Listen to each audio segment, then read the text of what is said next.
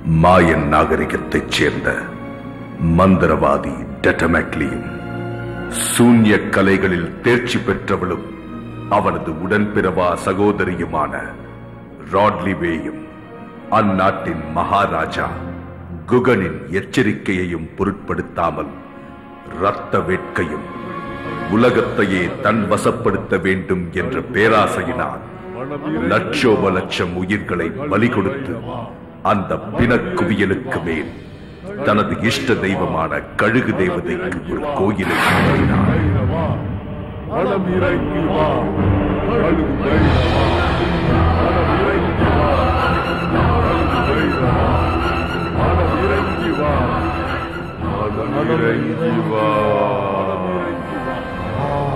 இரண்டாயிரம் வருடங்களுக்கு ஒரு முறையே வரும் அஷ்டமத்திதியும் மரண யோகமும் சங்கமிக்கும் அமாவாசையில் இருந்து 21ஆம் நாள் கழுகு தேவதையின் கண்களை வைத்து தனது பூஜையை தொடங்கினார்.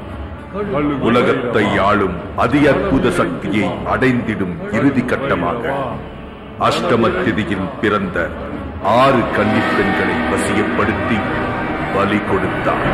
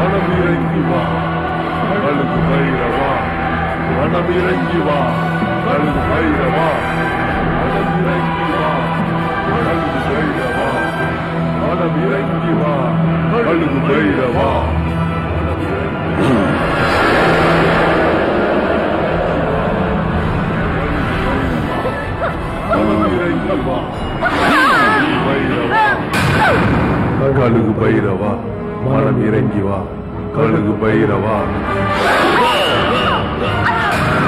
கழுகு பைரவா மனம் இறங்கி வா, கழுகு பைரவா,